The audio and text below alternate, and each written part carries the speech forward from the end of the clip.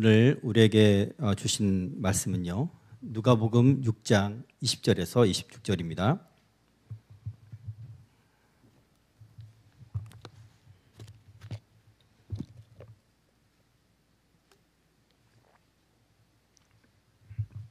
(20절에서 26절) 우리 한 절씩 교독하겠습니다. 예수께서 눈을 들어 제자들을 모시고 이르시되 너희 가난한 자는 복이 있나니 하나님의 나라가 너희 것이며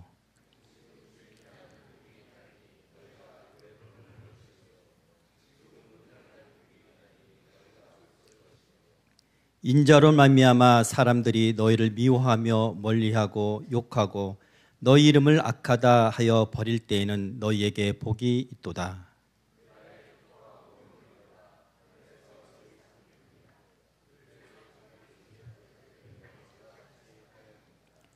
그러나 화 있을진저 너희 부유한 자여 너희는 너희의 위로를 이미 받았도다.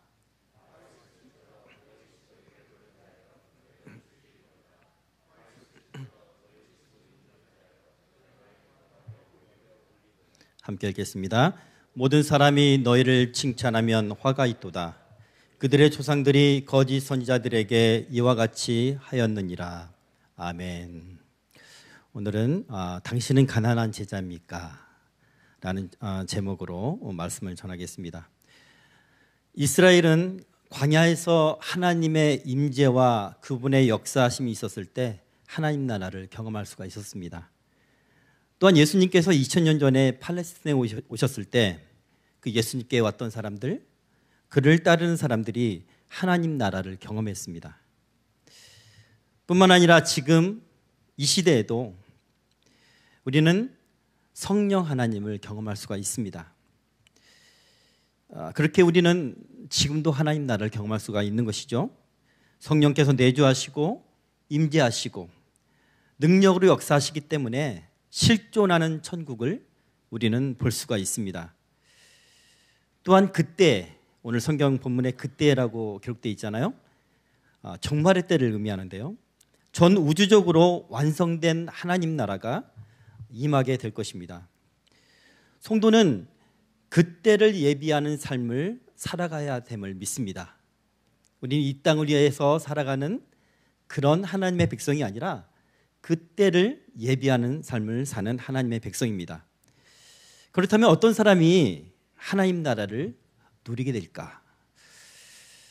이런 질문이 우리 가운데 있습니다. 당시 많은 유대인들은 로마 제국의 압제와 종교 지도자들의 위선 아래에서 가난하고 고통받는 삶을 살았습니다. 백성들은 대부분 가난했어요.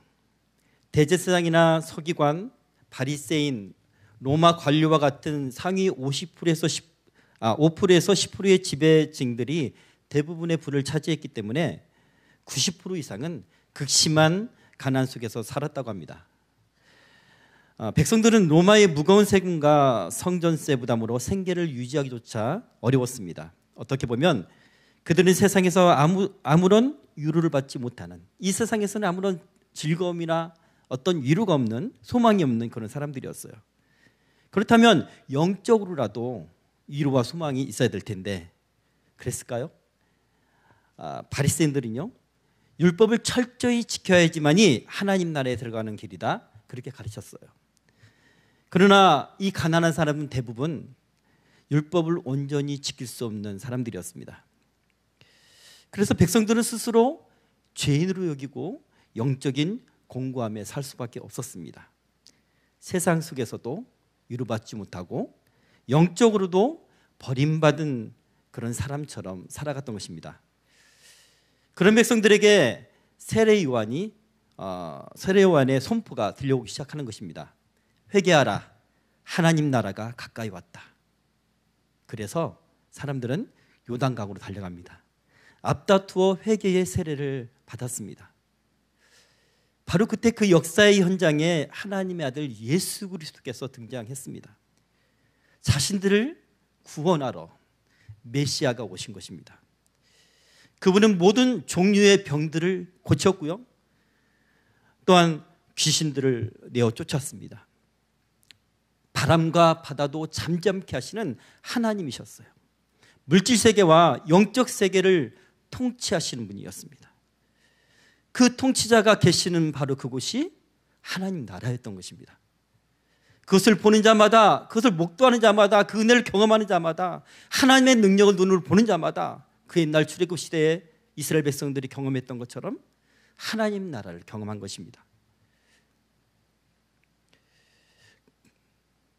그렇게 주님께 온 많은 사람들은 그 하나님 나라를 경험한 그 기쁨으로 배에서 생수의 강이 넘치는 기쁨과 즐거움이 가득하게 되었던 것입니다.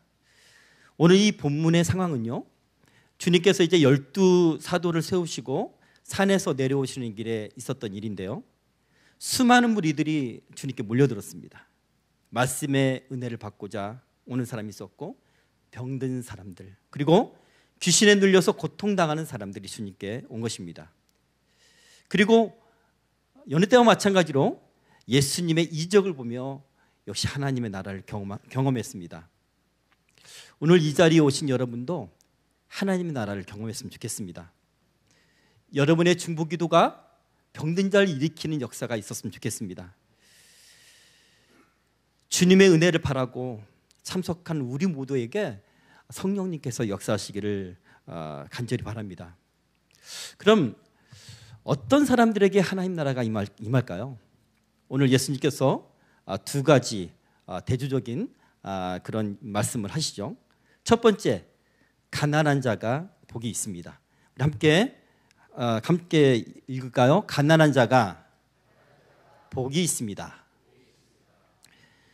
오늘 예수님은 제자들을 향해서 제자들을 바라보시면서 말씀하시는 겁니다. 너희 가난한 자는 복이 있나니 하나님의 나라가 너희 것이며, 제자들을 향해서 말씀하십니다. 그들에게 가난한 자라고 말씀하십니다. 그리고 그 하나님의 나라가 너희 것이다, 그렇게 말씀하시는 거예요.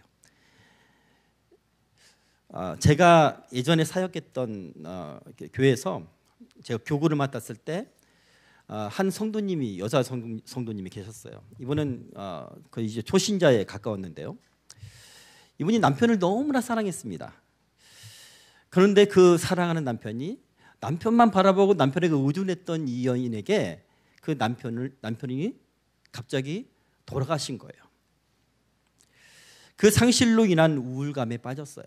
그리고 이제 아이는 중학생에 올라가게 되는데 어떻게 이 아이를 길러내야 될지, 무엇으로 경제적인 생활, 그런 삶을 영위해 갈지 답답한 그런 상황이었습니다.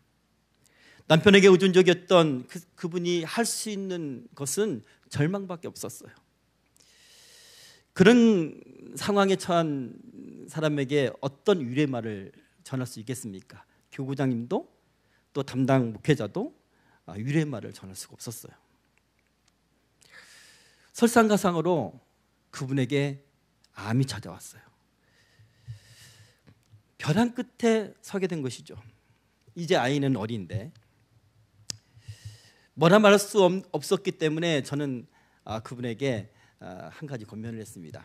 당시에 이제 그 저녁 때 화요일 날 밤에 이제 기도회를 했었거든요.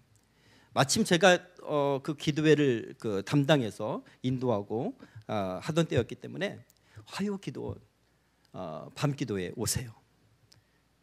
거기서 주님을 만나세요. 그렇게 그분에게 권면을 했습니다. 어느 날 예배를 인도하고 있는데 그분이 온 거예요. 그분을 바라보면서 말씀을 전하는데 마치 오늘 이 본문 말씀이 그분에게 위로하시는 그런 하나님 말씀 같아요. 정말 제 마음이 떨리고 몸이 떨리고, 또 기도하는데 하나님의 은혜와 하나님의 위로와 하나님의 소망이 그분에게 다가가는 것 같아요. 그렇게 기도했을 때인데 이분이 갑자기 통곡 소리를 내면서 회개하기 시작하는 거예요. 하나님 앞에 도와달라고, 하나님 앞에 힘을 달라고, 위로를 달라고 와서 기도를 했을 텐데 통곡하기 시작하는 거예요. 회개하기 시작하는 거예요. 무슨 일이 있었습니까? 성령님이 역사하신 거죠. 하나님을 만난 것입니다. 그렇게 하나님의 은혜를 경험했던 그분이 며칠 후에 이제 서울대병원에 이제 치료를 받으러 갔습니다. 제가 서울대병원에 그 신방을 갔는데 이 성도님의 얼굴이 좀 두려움과 근심에 쌓여있을 줄 알았는데 얼굴이 너무나 평안해 보이는 거예요. 평안을 넘어서 기쁨이 가득 차 보였습니다. 제가 무슨 일이 있었습니까? 라고 묻기 전에 이분이 막 말하고 싶어서 하시는 거예요. 목사님, 치료받기 전에 너무나 두려워서 제가 잠도 오지 않았어요. 그런데 잠을 자는데 예수님이 저를 찾아왔어요. 예수님이 7번이나 저를 찾아왔어요. 얼마나 많은 위로가 필요했고 얼마나 많은 그런 힘이 필요했는지 여러분 잘 아시겠죠. 7번이나 찾아왔습니다. 이 성도님의 얼굴에는 근심과 두려움이 없었어요. 암에 걸려서 내가 죽을지도 모른다, 경제적인 어려운 상황에 내 아이를 어떻게 기르지, 이런 근심이 보이진 않았습니다. 이분이 그 이후에도 이제 병원에 치료하러 갈 때나 또 삶을 살아갈 때 주님께서 나와 함께 하시고 날 위로하시고 나를 아신다, 날 도우신다, 그런 믿음으로 시식하게 살아가는 것을 저희가 보았습니다. 이처럼 가난한 사람들은 주님을 찾을 수밖에 없습니다. 스스로 해결할 수 없는 상황에 직면한 사람은 주님의 도우심을 구할 수밖에 없습니다. 병든 자는 주님께만 매달릴 수밖에 없어요. 그리고 그런 분들이 주님을 만나게 되어 있습니다. 하나님 나라를 얻게 되는 것입니다. 그렇다면 물질적으로 가난하거나 이렇게 힘든 상황에 처한 사람만 하나님 나라에 들어갈 수 있을까요? 오늘 이 본문 구절이 가난한 자는 복이 있나니라고 기록되어 있잖아요. 근데 이 구절이 마태복음 5장 3절에는 마태는 어떻게 기록하냐면 심령이 가난한 자는 복이 있나니 천국이 그들의 것이며, 그렇게 기록하고 있습니다. 저자 마태는 왜 심령이 가난한 자라고 그렇게 기록했을까요? 여러분 다 아시다시피 마태는 어떤 사람이었죠? 세리였습니다. 부유한 사람이었어요. 가난하지 않았습니다. 원래 이 마태의 본래 이름은 레위입니다. 유대인들은 이 조상의 그 이름을 물려받는 그런 전통이 있어요. 그래서 이 마태는 아마도 레위 지파의 후손이었을 것이다, 그렇게 생각합니다. 제사장 가문이었던 레위 지파의 후손. 부모님은 이름을 지을 때 하나님께 헌신된 사람들아, 제사장과 같은 거룩한 그런 사람이 되라, 그렇게 바라는 마음으로, 기도하는 마음으로 이름을 지었을 것입니다. 그러나 레위의 삶은 어떻습니까? 세상의 부유함을 쫓아서 세리가 되었어요. 유대인들 인식 속에서는 이방인보다 못한 죄인 중에 죄인이 세리입니다. 재판에서 증인의 자격도 없어요. 비록 세상에서는 물질적으로 부유했지만 이 마태의 심령은 가난했습니다. 하나님을 간절히 바라지만 자신이 앉아있던 그 세관의 자리를 떨쳐내지 못하는 용기 없는 인생이었어요. 그런데 메시아일지도 모르는 그 예수님이 같은 동네 가버나움에 계시는 거예요. 먼 타지에서부터, 다른 이 국경지역 이쪽에서부터 사람들이 다 그분을 만나러, 그분의 은혜를 받으러, 하나님의 역사하심을 목도하러 이 가버나움에 오는 것을 마태는 알고 있었습니다. 오늘은요, 이 마태의 입장에서 그날은 예수님이 중풍병자를 일으켰대요. 주님께서 중풍병자를 일으켰다는 그런 소문이 크게 들립니다. 오래된 그 중풍병자의 병만 고치신 게 아니라 그의 죄를 용서하신다는 선언을 했다는 거예요. 죄인을 용서하실 수 있는 분, 죄인을 구원하실 수 있는 분은 오직 하나님 한 분뿐인데, 그분이 죄 용서를 선언하셨다는 것입니다. 그분은 자신의 죄를 용서하실 수도 있으리라, 내 죄도 용서할 수 있으리라, 나도 구원할 수 있으리라, 그렇게 마태는 생각했을 것입니다. 그러나 자신은 그 가버나움에서 누구나 다 아는, 이 이스라엘 공동체는 다 아는, 공동체에서 떨어져 나간 그런 죄인 중에 죄인, 세관 관리 세리였습니다. 그런 사람의 양심에 어떻게 스스로 주님을 찾아갈 수가 있었겠습니까? 여러분, 우리가 죄가 가득하잖아요. 그러면 기도가 안 나와요. 내 양심이 주님께 기도할 수가 없어요. 주님 앞에 소리 부르짖을 수가 없어요. 그런데 그렇게 스스로 주님 앞에 나올 수 없는 사람에게 주님은 찾아오십니다. 난 준비되지 않았어도, 나는 죄가 가득해도 주님은 날 찾아오시는 거예요. 주님이 지나가시면서 세리 마태를 주목해 봅니다. 누가복음 5장 27절 28절을 보면요, 그 후에 예수께서 나가사 레이라 하는 세리가 세관에 앉아 있는 것을 보시고 나를 따르라 하시니 그가 모든 것을 버리고 일어나 따르니라. 여기서 보시고라는 이 헬라어 단어는요, 단순히 그냥 보는 게 아니에요. 주의 깊게 관찰하는 것을 뜻합니다. 동족 유대인들도 이 세리와 말 섞는 것, 그 사람을 보는 것조차도 부정하게 생각하는데, 주님은 죄인인 자신에 대해서 관심을 가지고 들여다보는 것입니다. 심령이 병든 그 마태를 의사의 심정으로 주님은 보고 계셨던 거예요. 그리고 그 주님이 나를 쫓으라, 나를 따르라, 그렇게 말씀하시는 겁니다. 여러분 같으면 어떻게 할 것 같아요? 자신을 택하신 주님, 스스로는 그 자리를 버릴 수 없었던 레이가 주님의 관심과 주님의 부르심에 모든 것을 버리고 쫓을 만한 용기가 생기는 것입니다. 왜냐하면 하나님에 대한 갈망이 그토록 컸기 때문이에요. 자신이 추구하던 모든 물질적이고 안락한 삶을 다 버리고 주님을 쫓을 정도로 심령이 가난했기 때문입니다. 그래서 레위는 심령이 가난한 자도 복이 있다, 천국이 그들의 것이다, 그렇게 기록한 것입니다. 시몬의 이름이 나중에 반석이라는 뜻의 베드로로 불리지 않습니까? 레위도 마태라는 이름으로 불리기 시작합니다. 마태는 히브리어 마타우라는 단어에서 유래된 이름인데요, 여호와의 선물이다 라는 뜻입니다. 세리 레위가 하나님의 은혜로 구원받아 변화된 새로운 인생을 살게 된 것입니다. 전에는 세상의 부유함을 쫓는 인생이었지만 이제는 하나님 나라를 위해 모든 것을 버려두고 주님을 쫓는 새로운 인생이 되는 것입니다. 우리가 예수를 믿는다는 것이 무엇입니까? 이렇게 인생의 완전한 전환이 있어야 되는 것임을 믿습니다. 여러분, 주님을 만난 제자들은요, 세상의 모든 것을 버려두고 스스로 가난한 삶을 살았습니다. 왜냐하면 주님과 함께하는 그 삶이, 주님의 나라를 위해 사는 그 삶이 이 땅의 삶보다, 이 땅의 부유함보다 더 중요했기 때문입니다. 그래서 주님이 제자들을 바라보고 말씀하시는 거예요. 너희 가난한 자들은 참으로 복이 있다. 하나님 나라가 너희 것이다. 비록 이 땅에서는 줄이고 울고 복음으로 말미암아 유대 공동체에서 멀리함을 당하고 욕을 듣고 버림을 당할지라도 참으로 너희는 복이 있다.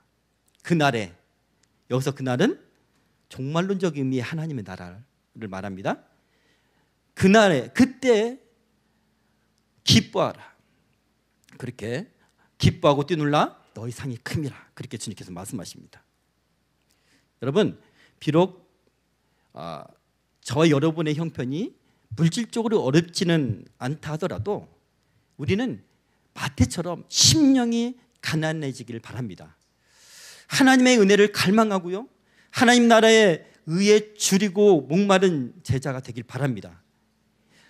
이 땅의 평안한 자리에 안주하지 말고 벗어나서 하나님 나라를 위해 예통하십시오. 우십시오. 우리가 울 일이 얼마나 많습니까? 가난한 심령으로, 정말 내가 그 어려운 상황에 처한 심령으로, 내가 저 북쪽에 그 동족이 된 심령으로 부르짖으십시오. 그런 저와 여러분이 되길 축복합니다. 두 번째, 부유한 자에게는 화가 있습니다. 우리 함께 읽겠습니다. 시작. 오늘 본문에는 예수님 앞에 가난한 사람들뿐만 아니라 바리새인들과 같은 부유한 사람도 있었습니다. 그들이 예수님께 온 목적은 달랐죠. 기적에 대한 단순한 호기심도 있었을 것이고, 경건한 종교 지도자인 척하는 그런 어떤 위선적인 그런 행보였기도 했고요. 기적에 대한 단순한 호기심뿐만 아니라 율법을 어기는지 예수님을 감시하는 목적으로 주님을 따라다니기도 했습니다. 가난한 사람들에게는 예수님 필요했지만 그들에게는 예수님의 은혜가 필요하지 않았습니다. 스스로 부유했기 때문입니다. 당시 유대인들은요, 부자가 되는 것이 하나님의 축복이다 생각을 했어요. 가난한 것은 하나님의 저주라고 생각했습니다. 그러므로 그들은 스스로 영적으로 부유한 사람, 나는 구원받은 하나님의 백성, 영적으로 아무런 문제가 없는 사람, 그렇게 영적으로 스스로 생각하는 사람이었습니다. 세리와 그 바리새인의 기도의 비유를 보면 잘 알 수가 있잖아요. 하나님, 나는 저 세리와 같지 않아 감사합니다. 저는 금식도 잘하고요, 11조 헌금도 잘 드립니다. 예배도 잘 드립니다. 율법을 잘 지켜 하나님께 구원받았습니다. 그리고 이렇게 하나님께 물질적인 복도 받았네요. 이런 사람들에게 예수님이 필요치 않습니다. 그런 그들에게 예수님 뭐라 말씀하십니까? 화 있을진저 너희 부유한 자야, 너희는 너희의 위로를 이미 받았다. 지금 배부른 너희는 그날에 줄일 것이다. 지금 웃고 있는 너희는 그날의 고통 속에서 애통하며 울 것이다. 여러분, 세상의 부유함을 마음의 중심에서 버리지 못하는 사람들에게는 화가 있습니다. 그런 사람은 천국을 경험하지 못합니다. 이 땅에서 성령님이 역사하시는 그 천국도 경험하지 못할 뿐더러 그날에 그 천국을 잃어버릴 수도 있습니다. 여러분, 우리 성경에서 아주 상징적인 인물이 등장하죠. 부자 청년이에요. 이 유대인의 관점에서는 부유하고 하나님의 은혜를 받은 그런 구원받은 사람의 어떤 표상이라 생각할 수 있는 그런 부자 청년이 있습니다. 그가 예수님께 찾아와 이렇게 말합니다. 내가 무엇을 해야 영생을 얻습니까? 자기는 어려서부터 율법을 다 지켰다고 말합니다. 그런데 이 사람의 질문을 보면 영적인 갈망이 좀 있었던 것 같아요. 그런데 이 사람이 왜 주님을 따르지 않고 낙타가 바늘길을 통과하는 것보다 부자가 바늘길을 통과하는 것이 맞습니까? 더 어렵다라는 이야기를 들을 정도로 그런 어떤 상징적인 인물이 되었을까요? 영적인 갈망이 있었어요. 내가 정말 구원을 받았는가? 그런 의문도 있었습니다. 그래서 물었죠. 그런데 주님께서 너 한 가지 부족한 게 있어. 너의 소유를 가난한 자에게 나눠주고 나를 쫓아라고 했을 때 근심이 생기는 거예요. 이 사람은 세상에 가진 것, 세상의 부유함, 안락함과 이 평안함을 주님보다 더 사랑했습니다. 이런 사람은 하나님 나라에 들어가는 것이 어렵습니다. 여러분, 그렇다고 해서 오해는 하지 마십시오. 부자라고 우리 집 재산이 이만큼인데 난 천국 못 가는 거 아니야? 그런 뜻이 아닙니다. 예수님 말씀하시죠. 제자들이 물으니까 그럼 어떻게 누가 천국에 들어갈 수 있습니까? 라고 물으니까 사람으로서는 할 수 없으되 하나님께서는 할 수 있다. 예수를 믿는 믿음으로 우리는 하나님 나라에 가면 믿습니다. 그러나 그렇다 할지라도 이 땅의 삶에, 이 땅의 부유함과 이 땅의 안락함에 우리가 초점이 맞춰져 있으면 주님께서 기뻐하시지 않는다는 거예요. 미지근한 신앙, 세상에 안주하는 신앙, 세상을 더 사랑하는 신앙을 주님은 기뻐하지 않으십니다. 초대교회 중에 라오디아 교회가 있습니다. 예수님께서 요한을 통해서 그 교회에 편지를 합니다. 요한계시록 3장 15절 16절을 보면 우리 함께 읽도록 하겠습니다. 15절 16절 제가 읽겠습니다. 내가 내 행위를 아노니 내가 차지도 아니하고 뜨겁지도 아니하도다. 내가 차든지 뜨겁든지 하기를 원하노라. 내가 이같이 미지근하여 뜨겁지도 아니하고 차지도 아니하니 내 입에서 너를 토하여 버리리라. 라오디게아는 여러분이 잘 아시는 것처럼 금융산업이 발달됐고요, 의약품이나 의약품 중에 특히 안약, 그리고 고급 의료 산업이 발달됐어요. 그래서 이 도시 사람들은 경제적으로 풍요했습니다. 마치 우리 샌디에고처럼요, 사람들이 잘 살았어요. 라오디게아 교인들도, 그 성도들도 부유했습니다. 17절과 18절 보면 네가 말하기를 나는 부자라 부유하여 부족한 것이 없다 하나 내 곤고한 것과 가련한 것과 가난한 것과 눈먼 것과 벌거벗은 것을 알지 못하는도다. 내가 너를 권하노니 내게서 불로 연단한 금을 사서 부유하게 하고 흰옷을 사서 입어 벌거벗은 수치를 보이지 않게 하고 안약을 사서 눈에 발라 보게 하라. 하나님의 복을 받아 부유한 삶을 살아간다 생각했습니다. 큰 문제 없이 신앙생활을 잘하고 예배도 잘 드립니다. 영적으로도 스스로 부족한 것이 없다라고 스스로 그들은 생각을 했어요. 근데 여러분 이상하지 않습니까? 사도 요한을 통해서 예수님 편지했던 이 시기는요, 로마 황제 도미티아누스 때였어요. 가장 극심하게 교회와 성도가 박해받던 그런 시대였습니다. 황제 숭배를 하지 않으면 박해를 받았어요. 성도들은 짐승의 먹이가 되고 불에 태워졌습니다. 비록 라오디게아 이 지역은 로마만큼은 아니었을지 몰라도 그 황제 숭배하지 않으면 박해받는 그런 사회였습니다. 어떻게 교회가 성도가 부유하고 스스로 만족한 삶을 살 수 있습니까? 오직 예수 믿는 믿음 때문에 정치적, 사회적인 그런 핍박과 미움을 당하고 죽임을 당하는데 이들은 어떻게 이렇게 평안할 수가 있겠습니까? 여러분, 북한 형제들은 지금도 예수 믿는 믿음 때문에 소용소에 갇히고 죽임을 당하고 그들의 탄식 소리가 땅을 울리고 있는데 어떻게 어떤 교회들은 평안할 수 있습니까? 어떤 성도들은 부유함으로 나는 평안하다, 나는 하나님과의 관계가 아무런 문제가 없어, 그렇게 말할 수 있습니까? 그런 그들에게 주님께서 뭐라 말씀하십니까? 안약을 많이 생산하는 지역이라고 했잖아요. 그래서 부유한 삶을 살고 있는 그들에게 이렇게 말씀하십니다. 내 곤고한 것과 가련한 것과 가난한 것과 눈먼 것과 벌거벗은 것을 알지 못하는도다. 영적으로 형편없다는 거예요. 안약을 사서 눈에 발라 내 헐벗은 것을 봐라, 그렇게 책망하십니다. 라오디게아 동쪽에 있는 그 도시 그 골로새가 있는데 그곳에서는 차가운 깨끗한 샘물이 그곳에서 이 라오디게아 쪽으로 흘러나옵니다. 그리고 북쪽에는 히에라폴리스라는 도시가 있는데 여기는 온천 지역이에요. 따뜻한 물이 흘러나오는데 라오디아 지역으로 와요. 이 두 물이 차가운 물과 뜨거운 물이 만나요. 어떻게 됩니까? 예, 맹숭맹숭합니다. 미지근합니다. 맛있는 샷 위에 물을 많이 따른 커피와 같은 거북한 그런 맛입니다. 더구나 석회질이 많아서 구역질이 날 정도였대요. 그 물을 마시면. 주님은 그것을 빗대어 말씀하시는 거예요. 너희 행위를 내가 다 안다.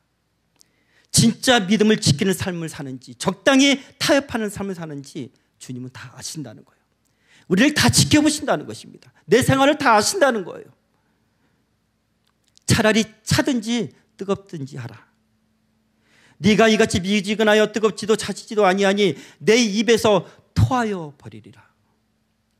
비록 미지근한 신앙도 구원을 받을 수 있어요. 예수님 믿으니까. 그러나 주님의 심정은 입에서 토하고 싶은 거예요. 그렇게 편할 정도로 그들의 신앙을, 그들의 영적 상태를 평가하고 있는 것입니다. 여러분, 제자들은 본래 가난한 사람들이 아니었습니다.